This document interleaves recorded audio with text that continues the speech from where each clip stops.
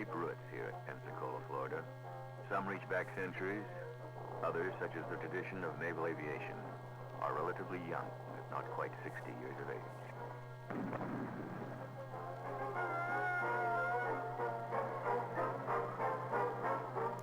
One tradition is particularly significant at Pensacola's Naval Air Station. It's a tradition known as the Blue Angels.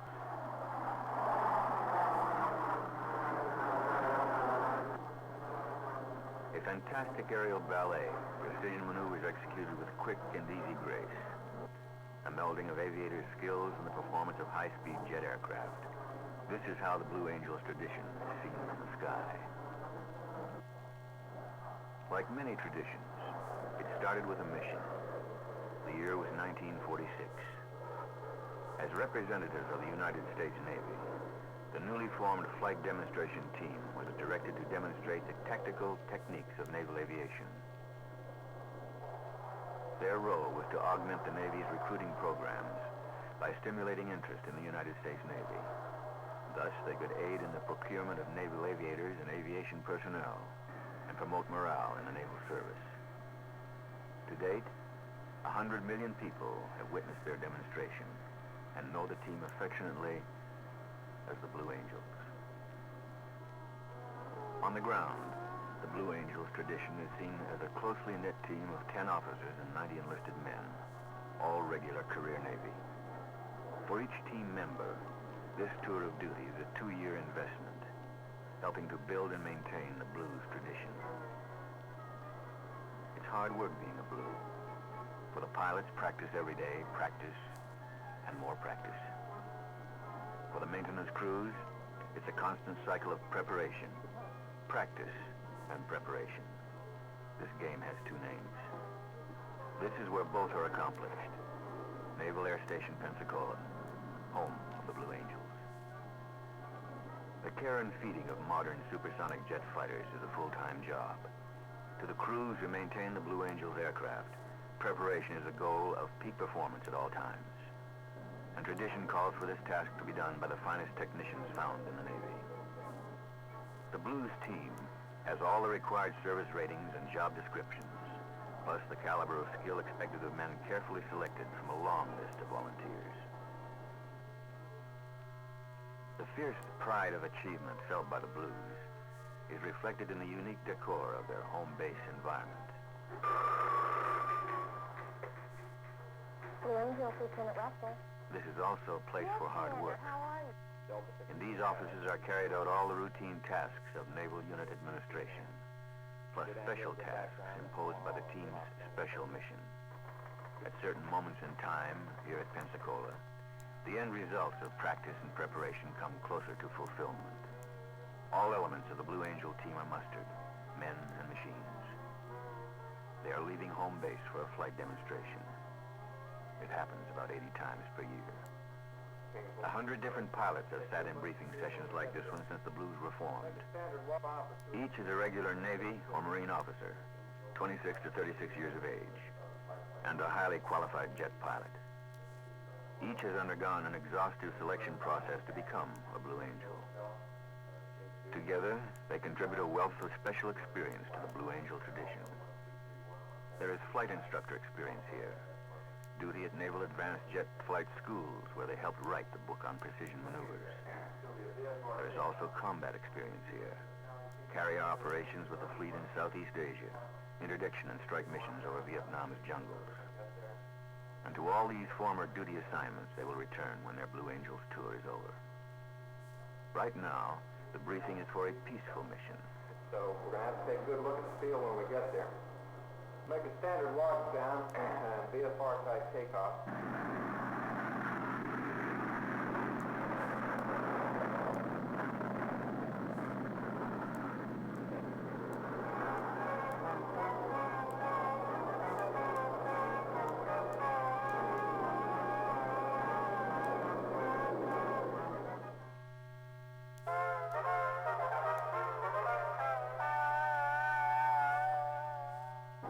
Good afternoon, ladies and gentlemen. This is a typical showcase for the Blue Angels flight demonstration. It could be a small airfield in rural America, a military base, or one of the free world's major international jet airports. Despite the holiday atmosphere, this is tradition on display. Those of you in the front rows can see the military manner in which our 6 demonstration pilots have walked down or are approaching their assigned aircraft and have been saluted by their respective plane captains and first mechanics. In a few moments, after a conference with the maintenance personnel, the pilots will man up these F-4Js to begin today's flight demonstration. All 6 pilots have manned up their aircraft now. Their crew chiefs are assisting in strapping them into these F-4J Phantom jets. Very shortly, our Blue Angel ground crew will begin starting a small auxiliary power unit that will in turn start our Phantom. Watch as pilots and ground crew team up to check all the very important components of these Phantoms before they give the final thumbs up and taxi out to begin the flight demonstration.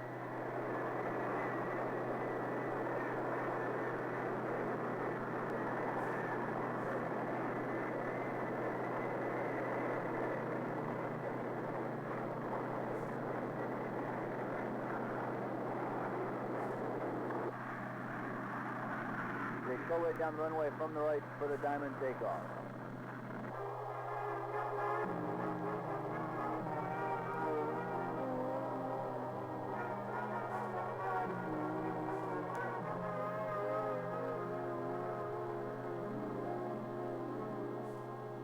Lead solo pilot as he runs his engine to full power, and now at 170 miles an hour pulls the nose of his aircraft into the air, and with the gear and flaps still extended rolls his aircraft 360 degrees with the gear and flaps down. A very spectacular dirty roll on takeoff. Going to number 6, raising his gear and flaps without allowing his aircraft to climb. He accelerates now down the runway, now pulling back on the 6, climbing straight up, allowing those 2 General Electric J79 engines that power these aircraft to drive his F-4J straight up now as he performs the Yeoman on takeoff.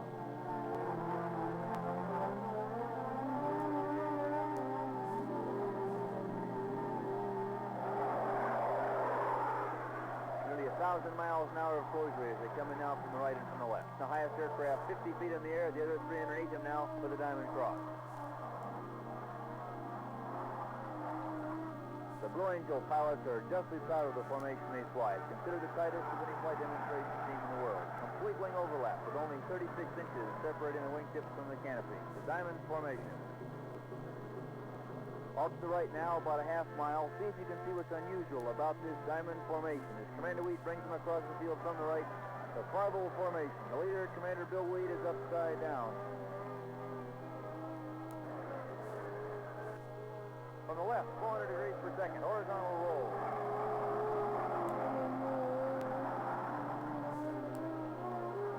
Back in the basic diamond formation, complete wing overlap, only inches. From wingtip to canopy now as Commander Wheat brings them in for the very beautiful diamond roll.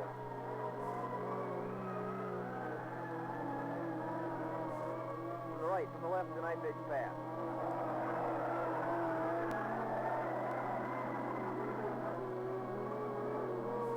Back in the basic diamond now, climbing straight up, in over the top in the diamond loop.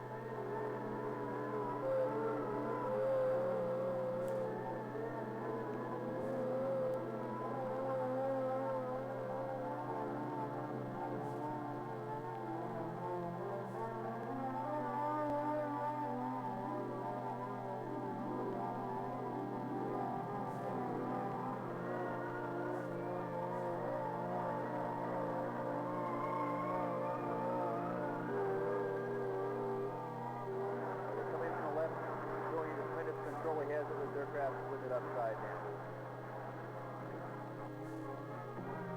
The right echelon formation, the wing back 45 degrees aft in the right wing, but watch now as they slide across the echelon, halfway through a roll into tight diamond. The changeover roll.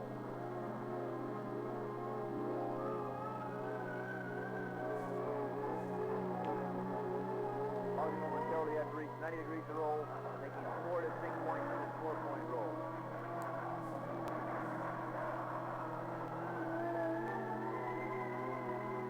Left echelon now. Exact 45 degrees back on the lead aircraft's left wing. In this tight formation, watch as the leader rolls into the formation.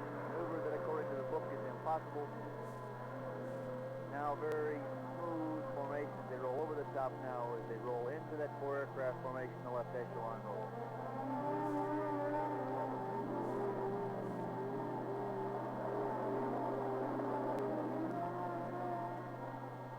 Two solos now, joint with the diamond off on the right now, the 6 aircraft Delta.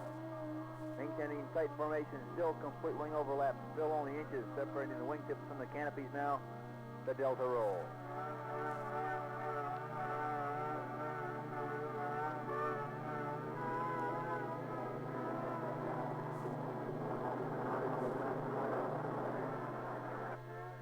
Back now from the left, the same Delta this time at nearly 500 miles an hour. Commander Week drives the formation nearly straight up.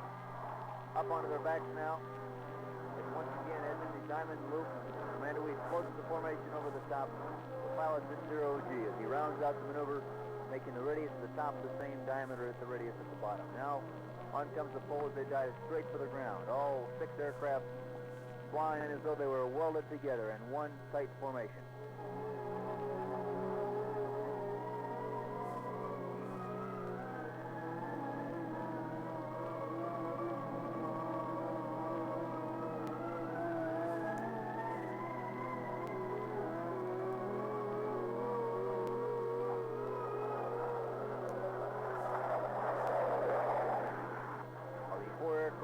Box formation with the number 2 aircraft flying line abreast of the leaders. They're coming now for the right for the box loop. Watch very carefully halfway through the maneuver as they call for a formation change. Very smooth transition from box to diamond formation at the top of this loop. Solo pilot returning now from the right, climbing his aircraft nearly straight up, rolling it once, twice, 3 times now as he's still climbing, still rolling.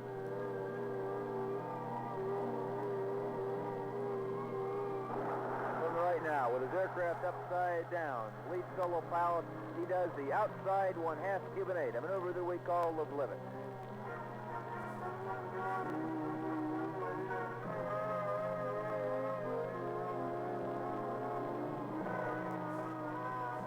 From the left now, a 5 aircraft manta formation as they come in now for the Florida lead.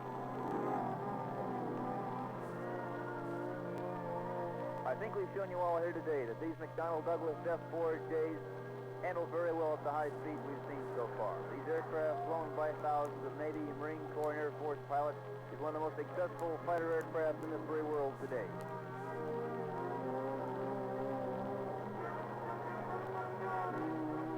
From the right now, the Blue Angel Delta Fluid.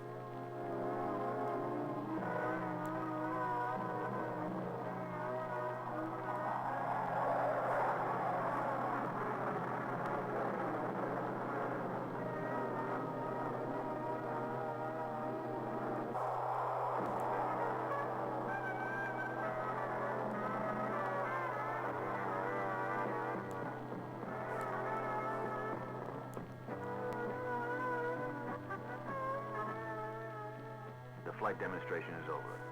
The Blues land as they have performed in tight formation. A performance seldom equaled, never surpassed.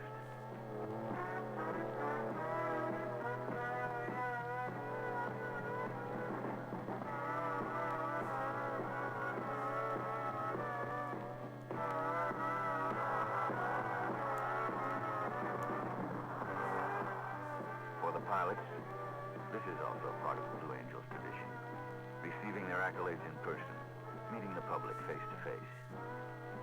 For the Navy expects each member of the team to represent the service at all times, on the ground as well as in the air. Ambassadors of goodwill wherever the team commitments take them, often inspiring the nation's young men to select a Navy career, and so become future standard bearers of the Blue Angels tradition. Tradition's standard bearers. That's a fitting title for all of the people who wear the Blues insignia. And the standard they uphold? It's an old tradition, deep-rooted and mellowed by centuries. It's also as contemporary as supersonic flight. A tradition of hard work, a constant striving for excellence, and the knowledge of a job well done. That's the Blue Angels tradition.